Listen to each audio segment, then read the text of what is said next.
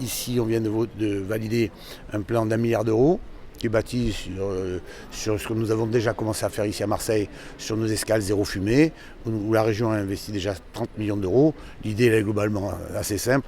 Électrifions tous nos ports à quai, mettons des énergies vertes, hydrogène par exemple, de façon à ce que les bateaux, quelle que soit leur taille, quelle que soit leur capacité de travail, ceux qui vont sur la Corse, ceux qui vont sur l'Algérie, ceux qui sont les croisières, ceux qui sont des cargos, puissent ne plus polluer quand ils viennent dans un port industriel comme celui de Marseille et que les habitants s'en plaignent. Et donc cette démarche-là est une démarche euro-méditerranéenne, très concrète, très pragmatique, très simple en fait.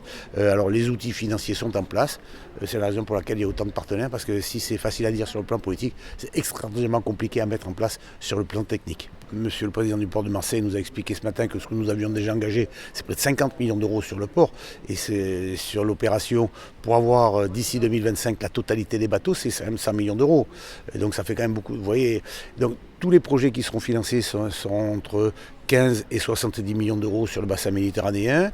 Il y a la législation à traiter. On fait très attention aussi à ce qu'il n'y ait pas, vous savez, cette mode de greenwashing, c'est-à-dire qu'on triche sous prétexte qu'on fasse de l'écologie et on lève des moyens sans en faire. Et donc on a mis en place un système assez simple qui nous permet d'être validé par l'Europe, validé par la Méditerranée, validé par l'Union pour la Méditerranée et validé par les pays qui ont ça en fonction et en présence. Et ça intéresse particulièrement, bien sûr, tous les armateurs. L'AFD, c'est 1,5 milliard d'investissements chaque année en Méditerranée sur des projets pour le climat, pour la biodiversité, pour le développement durable. Donc on est partenaire évidemment de Méditerranée du futur. On est des partenaires très confiants, très actifs avec la région sud aussi, au Liban, au Costa Rica, au Mauritanie, j'espère en Algérie bientôt, dans de la coopération décentralisée, comme on dit.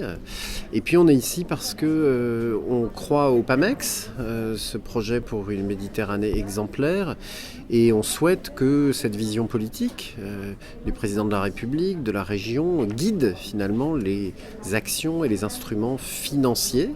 Et donc l'équipe d'innovation de l'AFD, Kamal Dadi, les collègues, avec Christophe Nuttall, le R20, avec Olivier Darasson, avec toute une petite équipe là, ils ont imaginé cette plateforme qui s'appelle le PLIF, qui est assez unique je crois, c'est-à-dire de rapprocher à l'échelon d'un territoire des acteurs financiers privés, des acteurs financiers publics, des acteurs politiques, des gens qui sont spécialistes de la comptabilisation, de la finance pour la nature et des méthodologies qui garantissent qu'on évite le greenwashing.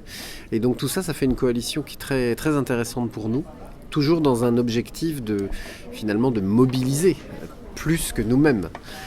Et de répondre à la volonté politique. Nous sommes à la Méditerranée du futur au club, pour assister aux travaux du club des investisseurs en vue d'identifier d'éventuels fonds qui peuvent renforcer la transition énergétique à l'échelle nationale pour l'OMP. On cherche à avoir une connaissance sur les nouvelles expériences, le transfert du savoir-faire et le renforcement des capacités et des assistances techniques pour réaliser des études qui reflètent des aspects nouvelles et en plus d'éventuelles offres d'investissement qui peuvent renforcer le processus de transition énergétique des ports de commerce en Tunisie. Nos objectifs sont simples, c'est d'assurer une transition énergétique aux ports de commerce basée sur une efficacité énergétique tout d'abord à mettre en place, une neutralité carbone c'est à travers le recours à la connexion des navires au réseau électrique à quai. En plus, les énergies vertes telles que l'énergie photovoltaïque pour capter le potentiel disponible en Tunisie en termes d'énergie solaire. En plus, on a un autre axe stratégique, c'est comment diversifier le mix énergétique à l'échelle des ports de commerce. On réalise aussi des actions dans un cadre donc international, comme je l'ai dit. C'est aussi le cas pour aujourd'hui, pour la Méditerranée du futur. Dans ce cadre, on réalise un projet avec des acteurs de jeunesse qui s'appelle Chima. C'est une formation où c'est différents acteurs de jeunesse venant de 13 pays différents. Et dans ce cadre, c'est une rencontre pour que différents acteurs puissent parler de futurs projets, renforcer la coopération, mais aussi une formation. Nous voterons en décembre, c'est la semaine prochaine, le premier budget vert d'Europe.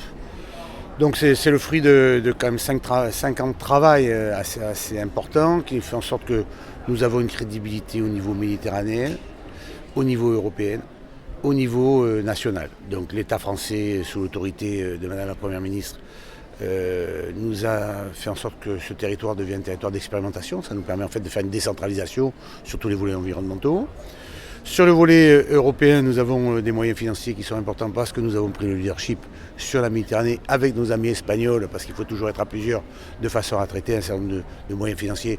Et nous sommes gestionnaires de fonds européens qui s'appellent Interreg, qui sont à hauteur de 300 millions d'euros et ça représente 68 régions de la Méditerranée. Et aujourd'hui, à la Méditerranée du futur, nous avons une 35 exactement, régions, Wali, Walaya, Gouvernorat, c'est-à-dire les proximités et ceux qui sont en charge du dernier kilomètre en fait. Donc on s'inscrit bien sûr dans la philosophie de nos pays en ce qui concerne la diplomatie, mais en fait on traite les mêmes problèmes. D'eau, d'environnement, de pollution, de zéro plastique, des posidonies, enfin on a tous les mêmes problèmes sur la sécheresse, sur quelle que soit la religion, le territoire ou la politique.